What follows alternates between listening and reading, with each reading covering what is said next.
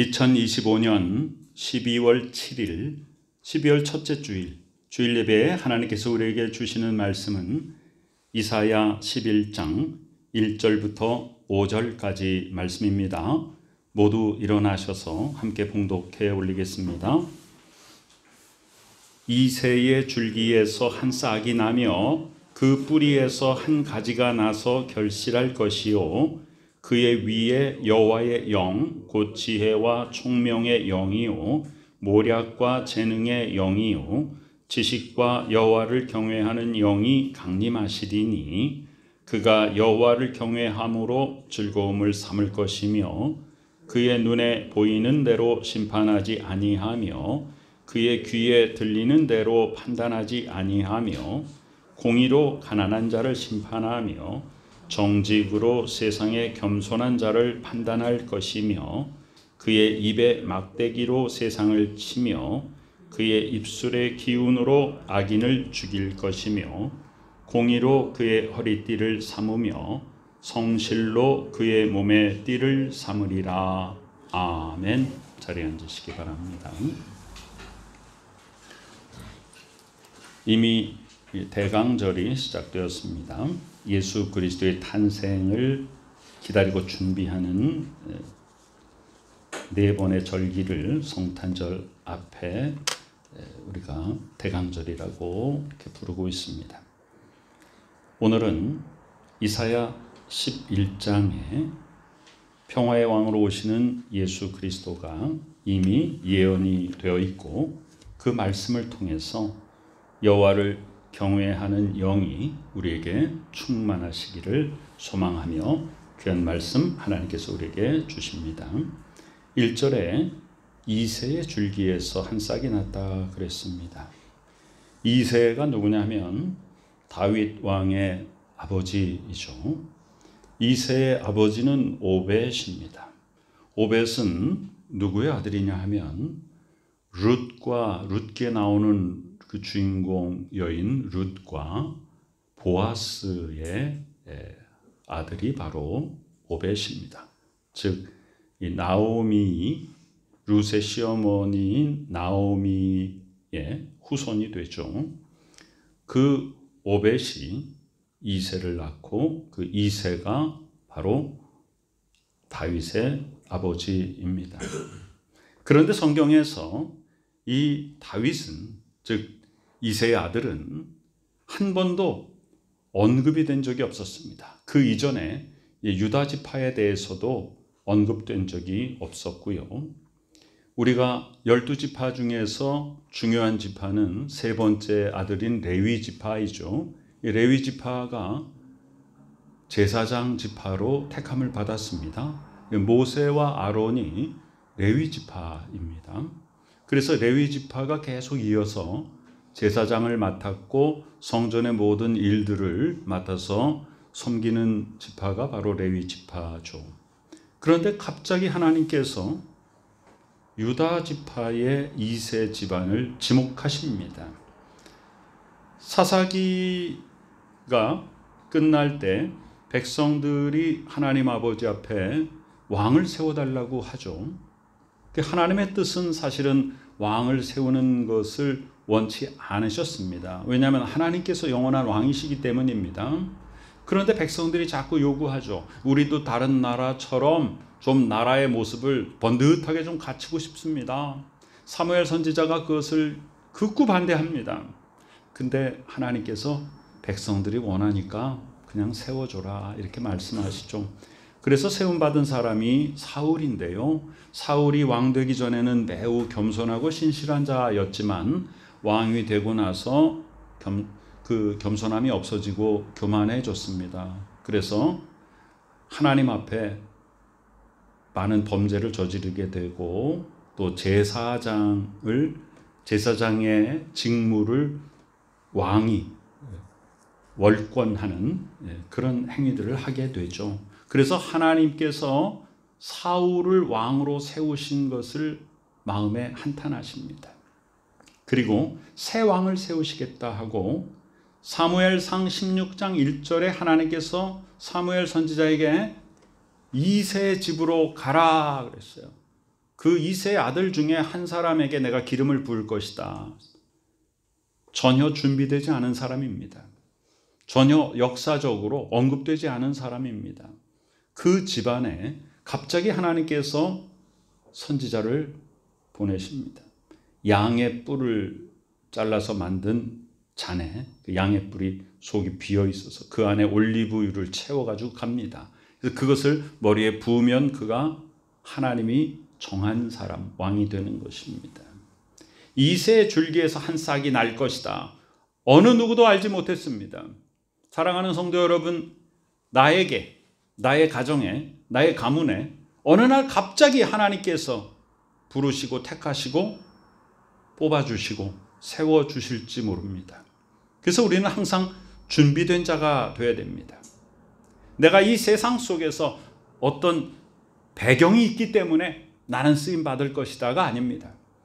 내가 많은 사람들 앞에 어떤 일을 많이 했기 때문에 내가 가진 것이 많아서 이 능력을 가지고 하나님의 일을 잘 감당할 수 있을 것이다가 아니라 하나님이 택하신 자를 하나님이 부르십니다. 그래서 이새의 줄기에서 한 싹이 났다.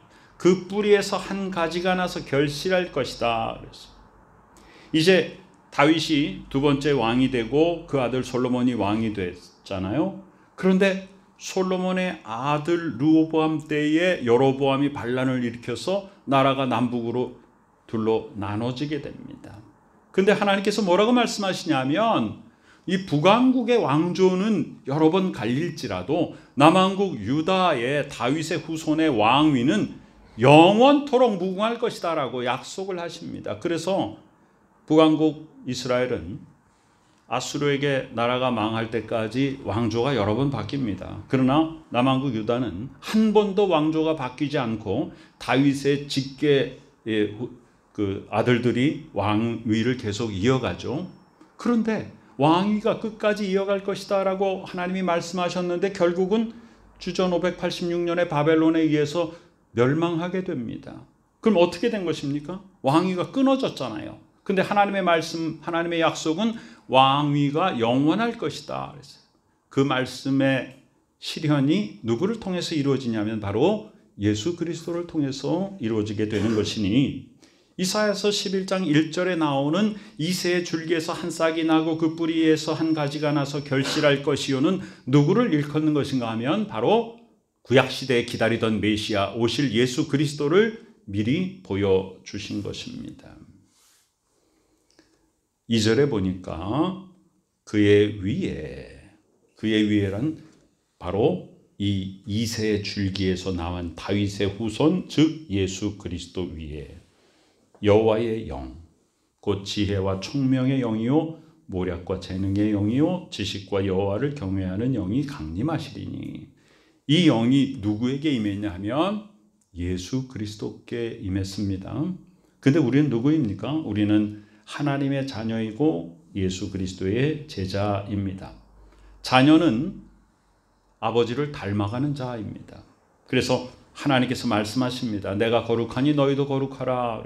그래서 우리는 하나님을 닮아가야 합니다.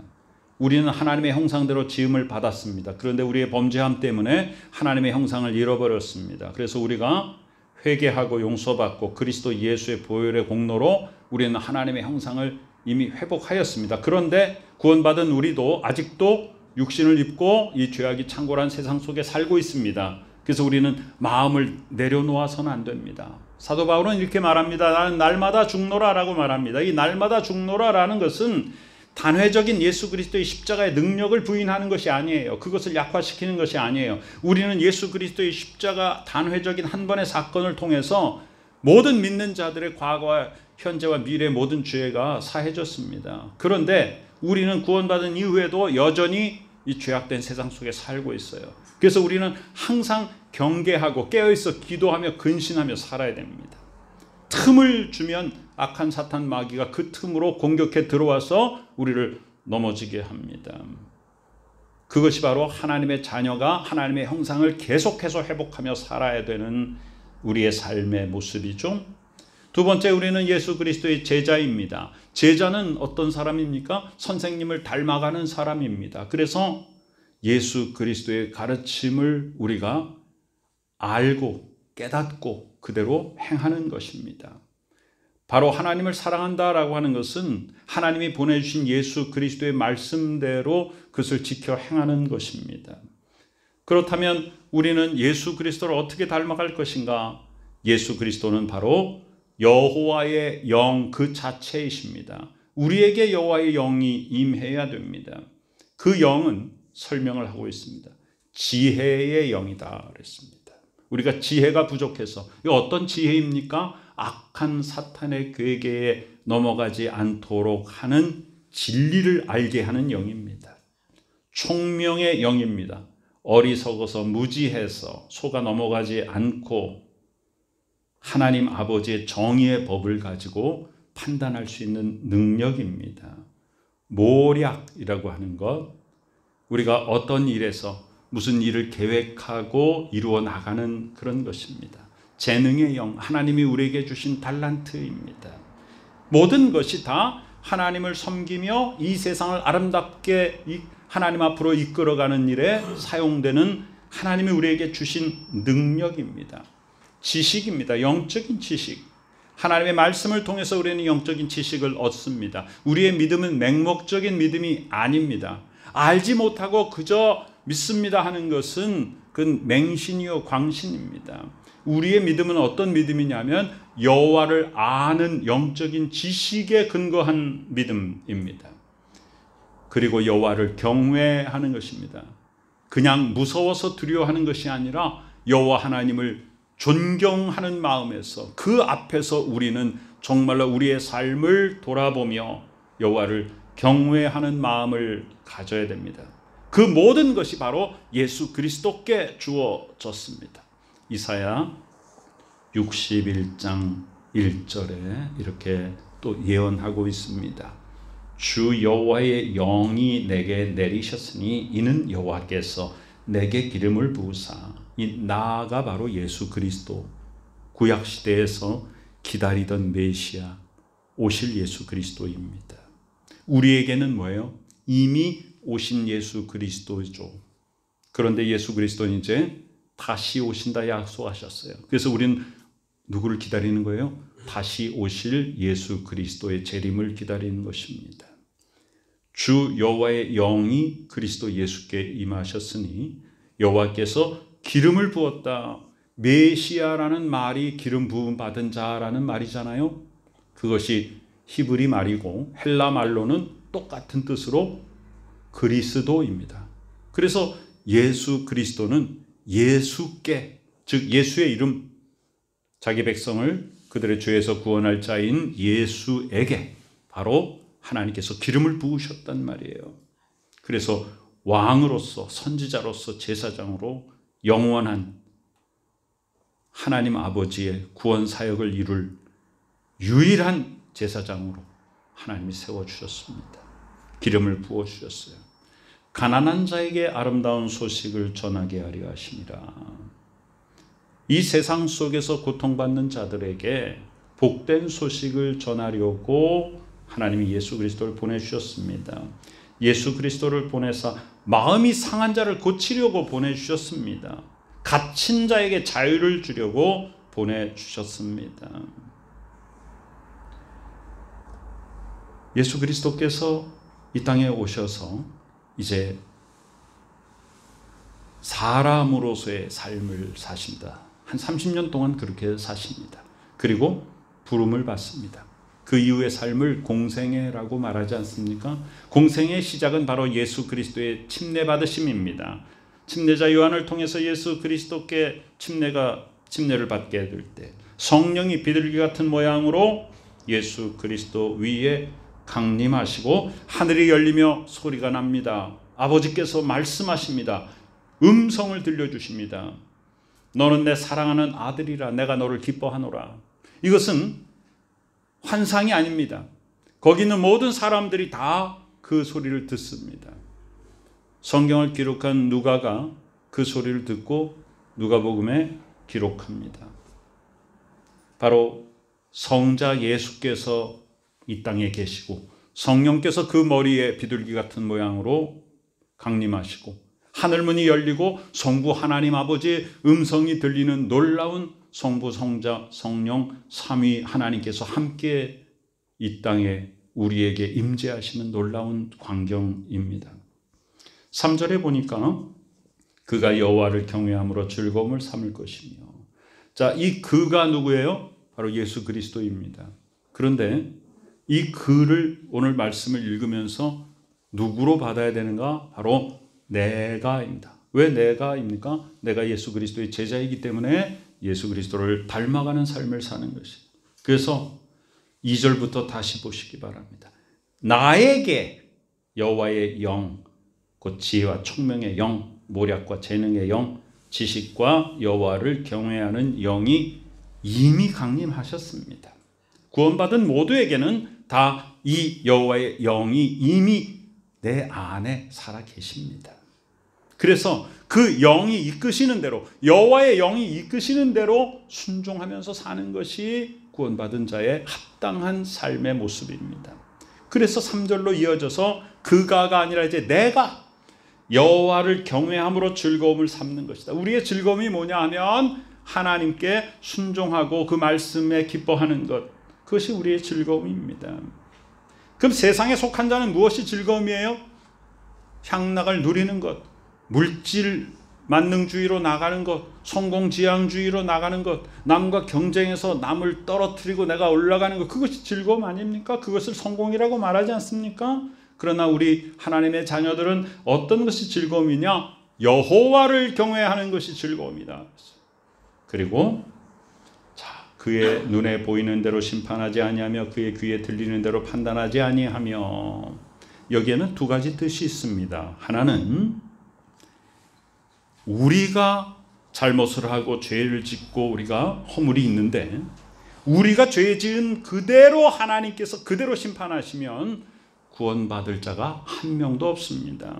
그래서 하나님의 공의로 말하자면 우리는 모두 다 멸망받을 수밖에 없지만 하나님의 사랑으로 인해서 하나님께서, 여기 그의 눈에, 그가 바로 예수 그리스도잖아요. 예수 그리스도께서 눈에 보이는 대로 심판하지 않는다는 것은 사랑으로 용서하신다는 거예요. 눈에 보이는 대로 법대로 심판하자면 어느 누구도 구원받을 자가 없다는 것이에요.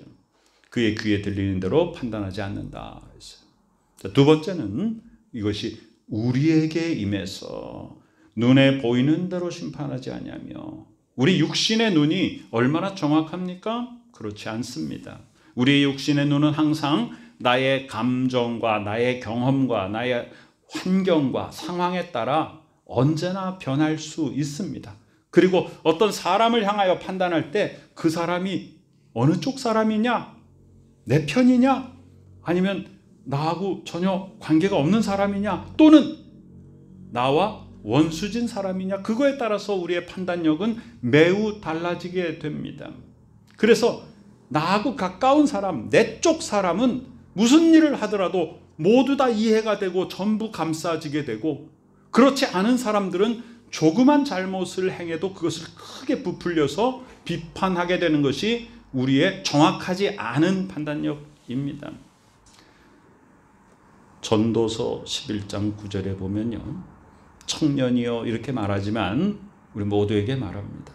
사실은 우리는 뭐 나이가 90이 먹어도 하나님 앞에는 다 어린아이가 아닙니까? 내 어린 때를 즐거워하며 내 청년의 날을 마음에 기뻐하며, 이 좋은 얘기를 하는 것 같지만 뭐라고 얘기하냐? 마음에 원하는 길들과 내 눈이 보는 대로 행하라. 이것은 무슨 얘기냐 하면, 너 한번 네 마음에 원하는 대로, 이 세상 사람들이 나아가는 대로, 즐기는 대로, 물질 풍요를 향하여 나가는 대로, 성공을 따라가는 대로 한번 살아봐라. 그러나 하나님이 이 모든 일로 말미암아 너를 심판하실 줄 알라 이거예요. 그러면 결론은 뭡니까? 그렇게 하라는 게 아니죠. 네 눈이 보기에 좋은 대로 행하지 말라는 것입니다. 그래서 우리는 내가 보이는 대로 판단하지 말고 내 귀에 들리는 대로 단정하지 말라는 뜻을 여기에 이 본문에 내포하고 있습니다. 요한복음 7장 24절에는 예수께서 말씀하십니다. 사람을 외모로 판단하지 말고 공의롭게 판단하라. 공의라는 것은 내가 개인적으로 내 입장에서 내 감정을 가지고 나와의 어떤 관계성을 가지고 판단하는 것은 공의가 아닙니다. 공의라는 것은 보편적이어야 됩니다. 누구에게나 똑같이 적용되는 법에 의해서 판단하는 것입니다. 그 법은 바로 하나님의 법입니다. 4절에 보니까 이제 공의라는 단어가 4절 우리 본문에도 나오죠. 공의로. 공의가 뭐예요? 공적인 것이잖아요. 보편적이고 공개적이고 누구에게나 타당성 있는 그런 의로움의 판단으로 가난한 자를 심판하라. 심판이라는 단어가 정죄가 아니라 판단한다 그 말이죠. 근데 어떻게 가난한 자를 심판한다 그랬을까요? 우리가 잘못 생각하는 부분이 있을 수 있어요. 이 세상에서는 많이 가지는 것이 그것이 덕이죠. 많이 가지는 것이 성공이고, 그런데 우리가 그리스도인들이 부자들에게 명하여서 불의한 소득을 가지고 가난한 자를 압제하는 것, 이런 것들에 대한 비판들이 성경 속에 많이 일어납니다. 그래서 우리는 잘못 생각해요. 많이 가지는 것이 죄인가? 그렇지 않습니다. 여러분, 구약시대에 하나님의 축복을 받은 사람들은 모두 다 물질적으로 풍요로운 사람들이었습니다. 아브라함이나 이삭이나 요셉이나 모두. 신약교회에서도 하나님의 나라의 확장을 위해서 물질을 가지고 헌신한 귀한 사람들이 많이 있습니다. 바울과 함께 선교여행을 떠났던 바나바도 자기의 밭을 팔아서 사도들 앞에 두어서 구제헌금으로 바쳤습니다. 자주장사 루디아야말로 신약교회에서 가장 물질을 가지고 선교 사역에 후원한 가장 강력한 바울의 후원자였습니다. 그럼 뭐가 중요한 것이냐 하면 우리가 선한 목적을 위해서 선한 방법으로 우리가 어떻게 나의 물질을 가지고 하나님께 사용할 것인가, 나의 물질은 어떤 경로로 얻어진 것인가. 내가 불의의 삭을 모았으면 그것은 그 삭이 죄가 되는 것이지만 내가 성실한 땀의 대가를 통해서 그것을 모아서 하나님의 귀한 사역에 사용하는 그 부는 굉장히 아름답고 신실한 것입니다. 그러면 여기에 가난한 자를 심판하라는 것은 무엇이냐면 우리의 오해를 불식시켜야 된다. 그러면 가난한 것은 선한 것입니까? 청렴결백한 것은 선한 것이지만 그가 게으르고 나태하고 일하지 않고 어리석고 그래서 가난한 것은 그건 결코 선이 아니지 않습니까? 그러니까 우리가 어떤 판단을 할 때 우리 그리스도인들이 결코 부자라 그래가지고 선입관을 가지고 저 사람 굉장히 불의의 삭을 가지고 모았을 것이다 라는 선입관 갖지 말라는 것입니다. 가난하다 그래서 저 사람이 굉장히 정직하고 청빈할 것이다 라는 그런 선입관도 버리라는 것입니다. 모두를, 공의라는 것은 그 사람이 많이 가지고 있건 아니면 가난하든지 많이 배웠든지 배움이 없든지 세상에서 어떤 지위를 가지고 있든지 아니든지 그것에 관계하지 말고 정말 공의대로 공적인 의로움, 모두에게 동일하게 적용되는 보편적인 진리의 기준을 가지고 판단하라는 것입니다. 정직으로 세상의 겸손한 자를 판단할 것이며, 이것도 마찬가지입니다. 우리가 눈으로 보기에 세상적으로 겸손하다 그래서 모두 다 선이냐, 그렇게 선입관을 갖지 말라는 것입니다.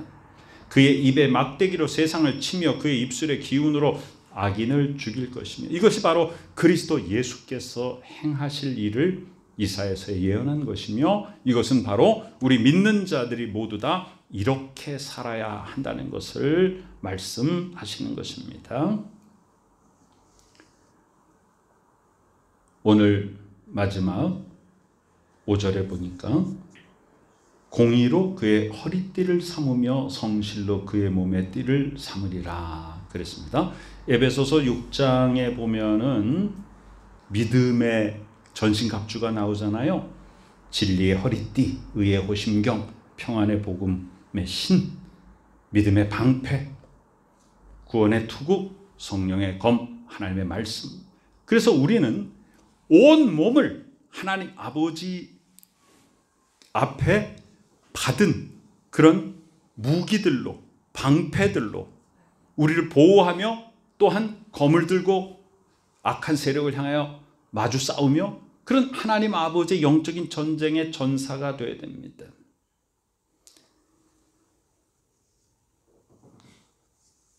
오늘 이사야서 11장에 그 우리가 읽은 그 뒷부분에 보면요, 내 거룩한 산 모든 곳에서 해됨도 없고 상함도 없을 것이니 이는 물이 바다를 덮음같이 여호와를 아는 지식이 세상에 충만할 것이다. 물이 바다를 덮게 되면요, 어느 한 곳도 예외 없이 그 물 안에 다 잠겨버리지 않습니까? 여호와의 영광이 온 세계에 편만하면요, 어느 누구도 여호와를 부인할 수 없게 됩니다. 하나님 아버지의 영향력에 그 속에 있지 않은 존재는 이 세상에 어느 누구도 없습니다. 단지 그가 아직 깨닫지 못했을 뿐입니다. 모두가 다 하나님의 피조물입니다. 하나님께서 직접 만드신 우리 인간은 모두 다 하나님의 형상입니다. 하박국서에도 똑같은 표현이 있습니다. 물이 바다를 덮음같이 여호와의 영광을 인정하는 것이 세상에 가득하다. 그러면 믿지 않는 사람은 아직 알지 못하기 때문에 우리 이사야서 11장 9절처럼 여호와를 아는 지식이 없단 말이에요. 그래서 나는 하나님으로부터 지음을 받았지만 아직 여호와를 아는 지식이 없단 말이에요.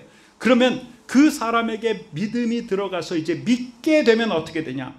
여호와를 아는 지식이 생기니까 그것이 바로 여호와의 영광을 인정하는 것입니다.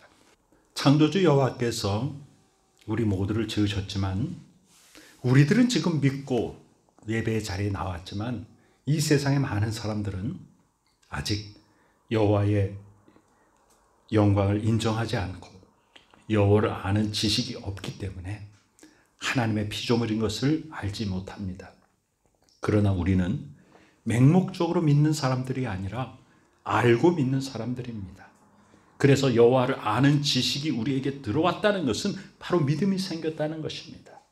그럼 믿음이 생긴 사람은 어떻게 됩니까? 여호와의 영광을 인정하게 됩니다.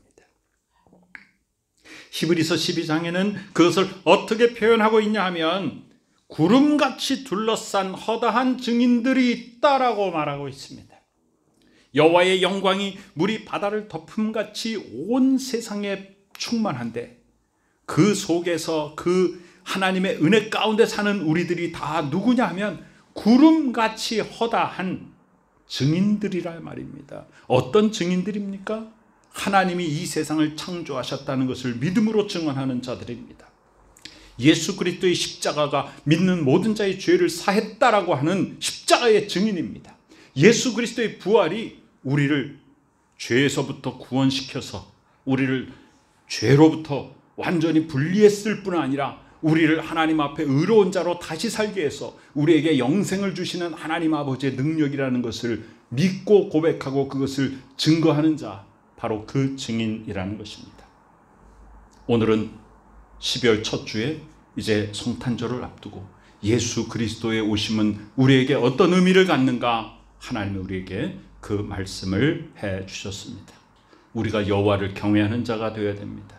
우리가 바로 물이 바다를 덮음같이 온 세상에 여호와의 영광이 충만한 그 속에서 은혜를 받고 이제는 구름같이 허다한 바로 하나님의 증인, 예수 그리스도의 탄생의 증인, 예수 그리스도의 십자가의 증인, 부활의 증인이 되었습니다. 하나님께서 우리에게 주신 귀한 믿음을 가지고 예수 그리스도의 탄생을 기다리던 믿음의 선조들의 신앙을 본받아 우리의 삶 가운데 여호와를 경외하는 영이 충만하기를 소망하는 우리 모두에게 하나님의 은총이 넘치게 임하시기를 간절히 축원합니다. 아멘. 모두 자리에서 일어나시기 바랍니다. 아버지 하나님, 죄악이 창궐한 어둠의 세상에서 그리스도의 빛을 소망하며 진리 가운데 걸어가는 우리 모두가 되게 하여 주시옵소서. 지금은 우리 구주 예수 그리스도 귀하신 은혜와 하나님 아버지 크신 사랑하심과 성령님의 놀라운 역사하심이 여호와를 경외하는 것을 즐거움으로 삼는 복된 믿음의 식구들의 머리 위에 지금부터 영원까지 함께 계시옵기를 간절히 축원하옵나이다. 아멘.